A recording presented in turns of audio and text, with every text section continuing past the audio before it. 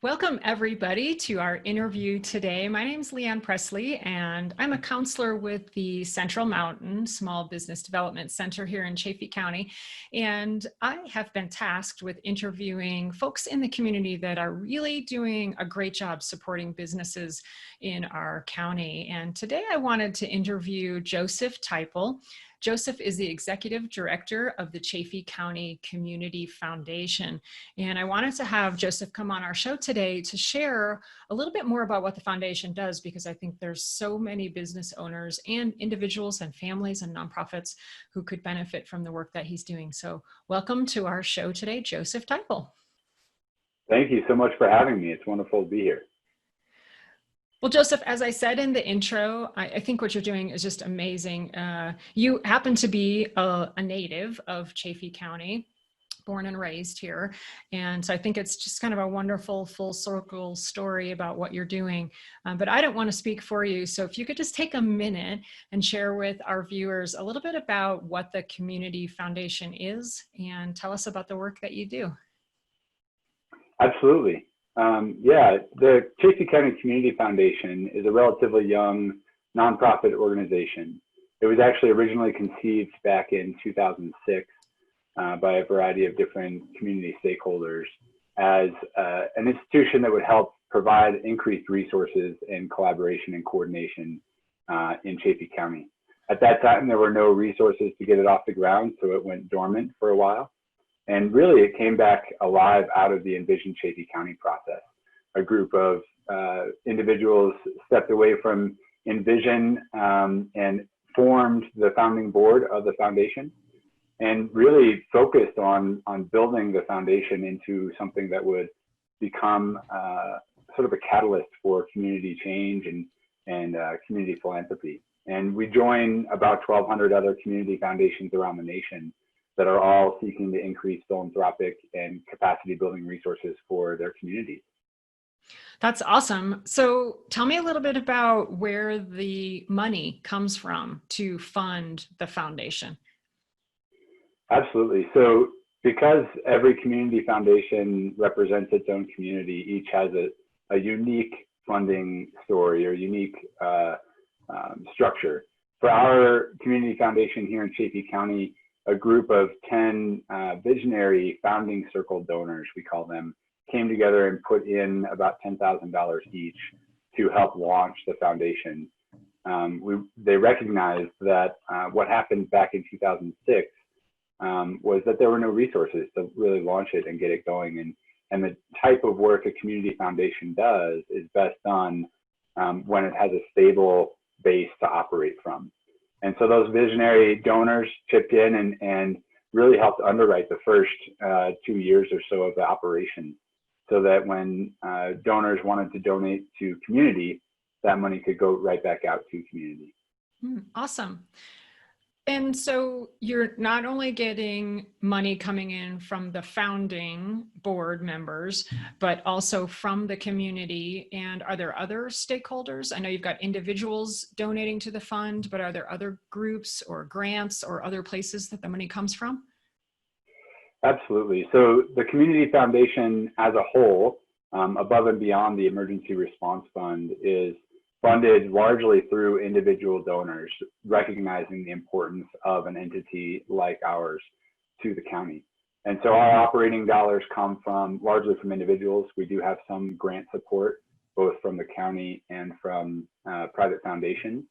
But really, it's the individuals stepping forward to recognize the importance of this work that are helping to pay for the foundation itself. And then we do provide services to nonprofits that are just starting up. It's called fiscal sponsorship. That generates a little bit of funding for our operations. And then we also host donor advised funds where we are able to cover some of our administrative costs there. And tell our audience a little bit about who benefits from the Community Fund. I mentioned earlier it's individuals, families, and nonprofits. Can you expand on that a little bit? Absolutely. So the Emergency Response Fund was actually initiated and launched in response to the Decker fire back in late 2019. We knew that as a community foundation, we wanted to have a mechanism that would connect folks that want to give with urgent needs. And the Decker Fire presented a great opportunity to launch that tool. And then it was there and ready to be reactivated for COVID-19. So in collaboration with the local municipalities, the county, and with over 450 donors at this point, we've raised over $370,000 and have distributed that out to individuals and families for the most part, and some nonprofits. And so those that are eligible are really anyone that has experienced a loss of income because of COVID. And so we see that that's largely service industry employees, small business owners themselves, independent contractors, gig workers, really anyone that has been laid off or experienced lower income. Well, and we know right now, I mean, that is a ton of people. I think I just heard on the news this morning that they were estimating 1 out of 4 families had been experiencing a loss of income due to COVID. So this is a serious problem. And I'm so grateful that there's an organization like you here in Chaffee County to provide that extra support. I think you had said you'd raised over $300,000, and I noted you had given out about $180,000 to about 220 families since you started this emergency response fund. Is that right? Yeah, that's right. And, you know, it's interesting. I think the impact of COVID is obviously, as you've been exploring as well, is going to reach far beyond this immediate economic crisis. And so we're working to both get emergency funds out to those that really need to ensure they have a place to sleep or food to eat. And then we're also asking questions about how do we utilize the fund's resources to make sure that we're helping lead towards a more sustainable recovery. So yeah, we've raised, you know, $370,000, given out about $180,000, and we're still receiving donations and asking for donations for the fund, recognizing that the needs will likely outstrip the fund's balance as soon as mid-July. Wow. Okay. So I want to talk a little bit about how you qualify for the fund. But before we get to that point, can we talk just a little bit about business owners? You know, the Small Business Development Center here serves Chaffee, Lake, and Park County. Your fund only serves Chaffee County. But you and I had talked a couple of weeks ago just about how much this could benefit business owners, not like the PPP loan or the EIDL loan. They're not eligible to apply directly for funds, but you had some creative ideas on how the community fund could actually help support business owners. Can you tell us a little bit about that? Absolutely. I mean, I think the fund itself was set up to help meet the needs of individuals and families. And yet when we see the needs that businesses are experiencing, business owners especially, I think there's kind of 2 pieces that this fund really helps meet. One is for their employees. I'm constantly amazed by the care and love that the employers here in Chaffee have for their employees, recognizing that without their employees, they would not be able to operate. And so in this time when they've had to lay workers off, we are working to stabilize those families that have been laid off so that when the economy starts to reopen and those employers are ready to go back to ask those workers to return, that they are still there. And they're not in a place of so much crisis that they're not able to return. So that's, I think, the first and foremost, the way that we can help. And then the second piece is with business owners themselves. With businesses being shut, business owners are not receiving income from their businesses. And so them personally, they personally would qualify to apply to the Emergency Response Fund for personal assistance. Okay, that's awesome, because I think a lot of business owners automatically assume that they're 100% ineligible, but as individuals in need, they can apply for the fund, correct? Absolutely, and we would encourage them to do so. You know, again, I think the biggest thing I've heard from donors, both at the municipal and individual level for the fund, is that folks recognize in this time, one of the most important things this fund can do is get cash back out into the economy so that folks aren't hitting such an economic wall during this downturn. So we would really encourage business owners to apply personally, and to get the word out to their employees. Okay, and let's talk a little bit about how you process an applicant. Are there certain hoops they have to jump through, or do they have to submit documents or financial information? Let's pretend I'm just somebody who doesn't know anything about applying. Tell me what I would need to know to do that. Absolutely. So the first thing to know is that we've formed a partnership with the Chaffee Department of Human Services. And really, the partnership is one which shares and leans on each other for the pre-screening, I'll call it, process. But at the end of the day, a 5-minute Google form will start the process. And it's available on our website at chaffeecommunity.org. But folks can go there, they can access this Google form, fill it out. Like I said, it's about 5 minutes, if that. Simply ask for contact information, a little bit of description of need. DHS staff will actually reach out, ask for verification of residency. So we want to make sure that folks that we're serving actually live in Chaffee County. So that's the main piece of documentation that folks will need to have handy.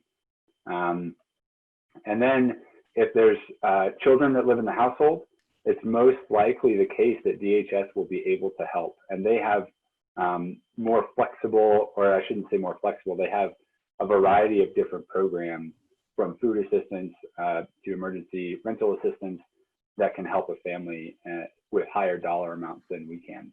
And so they're sort of the first step, right? If a family has children in the home, then most likely DHS is going to be able to help them more than we are. If they don't have children in the home, or for some reason there's some other qualification issue, DHS staff passes their information directly to us, so that folks don't have to jump through and then call us or jump through multiple different hoops. Their information gets put into our system, and one of our individual reviewers, who are our board members, will reach out, verify need, simply self-reported, so we're just asking questions over the phone, and then asking for how folks would like to receive the payment. So we can either do a direct deposit, in which case we'll ask for bank information, or we can mail a check. So it's really that easy, and if folks are responsive to our needs of contacting them, we can turn around money within 3 days of application, right into their bank account. So we find that flexibility and that speed at which we can work is one of the reasons that our fund is being so effective in helping folks. Even though our dollar amount, so we can give $500 to an individual, or $1,000 to a household that has more than one person living in it. So we're not talking about a huge amount of money, but we are talking about quick, flexible cash, and then folks can reapply after 4 weeks if they still have need. Okay, that was going to be my next question, is how do you determine what the amount is? So it's 500 for an individual, or 1,000 if there's a family, and then after 4 weeks they can reapply if they feel like there still is a need at the end of that period. Absolutely, and so what we work on the assumption that if somebody's asking for help, they need it, and they need it quickly. So unless they specifically ask for less than $500, then we will be giving them $500 minimum. And kind of the same idea with the household, $1,000. And then we can give up to $2,000 per household total. So for a household of 2 or more, they could apply, 2 months in a row and get assistance, or for an individual, they could conceivably, if they can, if they still have need, they could apply 4 months in a row. Right. Yeah, and it seems like it lines up a little bit with some of the other support services like the PPP loan, where that's providing 8 weeks of payroll support to businesses. So if somebody reapplied and they got the $2,000, that could conceivably help them with rent, for example, for 2 full months until they're able to be back on a payroll or employed again, because we don't really know what's going to happen, right? When businesses will be back in business. So what about nonprofits, Joseph? I know that that's kind of one other sector that you guys are supporting. If we have any nonprofits listening, what would they do to apply for funds, and how does that work? Yeah, so the nonprofit assistance, when we look at our whole emergency response fund, we've allocated 80% for assistance to individuals and families. and 20% to nonprofits. To date, we've actually just closed our first round of funding. We've given out almost $40,000 to 13 organizations. So folks are not able to apply as a nonprofit right now. As we work to design that next round, it will most likely focus on ensuring we have food security for our county over the coming months. We see a lot of leadership and other resources in the housing front. We see a lot of leadership and resources on childcare. And yet we see kind of a lack of coordination amongst all the folks that are working to provide food assistance. And so what we want to do is help to put our dollars into an area where we know that it's going to meet immediate need and help coordinate existing efforts. Amazing. I love that. It's just great to see all the things that you guys are doing to support the communities and of course the businesses as it trickles down to individuals and families and nonprofits. So I want to just circle back around to how people find out more about the fund. We can send them to chaffeecommunity.org. Is that right? Is there also, I have a phone number here, 530-2500 if folks would rather call in, and we'll put that information in the text of the video as well. Is that still the best way for folks to reach out?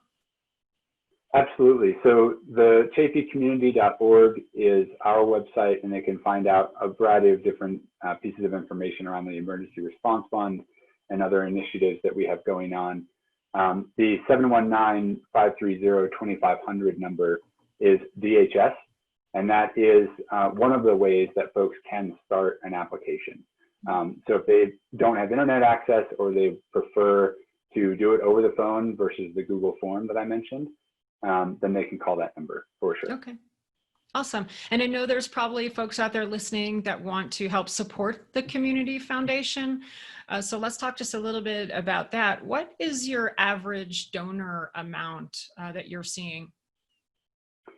Yeah, it's been a truly incredible time with this Emergency Response Fund campaign. We've seen donations anywhere from $10 of folks truly just wanting to say, I want to do something and I don't have very much money, but $10 makes a difference, all the way up to folks contributing $10,000. And so any amount makes a big impact. As I mentioned, one household could receive either $500 or $1,000. And so oftentimes we would ask donors to think about those numbers. If they're receiving their stimulus checks or have received those and don't necessarily need those dollars themselves, we've been encouraging them to give to the Emergency Response Fund to help others. And they can either donate directly on our website at chaffeecommunity.org, or they can mail a check to P.O. Box 492 in Buena Vista. And they can just put ERF for Emergency Response Fund in the memo line. And do you have any other plans as the community fund evolves to do like events or more formal fundraisers or auctions or any other things you guys are thinking about to bring more money into the foundation so that it continues in perpetuity? Yeah, it's a great question. I think, you know, we are working to be very collaborative and cognizant of all the other nonprofits in the community, recognizing that the last thing we want to do is compete for the same dollars another nonprofit is competing for. So we're working to not base our funding model on events or on widespread donor campaigns. We're working to cultivate relationships with donors that recognize the importance of an entity like ours to the long-term health of Chaffee County. And then we're also working to build a few revenue generating models that would help pay for our overhead and our operating costs. Again, we want philanthropic dollars to increase as a whole in the county, and we want those dollars to be able to get out and do good work as quickly as possible. So we're also doing work in the housing sphere, in the childcare sphere, in the food sphere, and others. That's amazing. Tell us a little bit more about what those other programs are that you're working on. You said housing and food and childcare. Is that right? Absolutely. So our role and our mission is to act as a convener and a catalyst. And so when we take on an issue area or a project, we do so with a view that we don't want to be the implementers, so to speak, long term.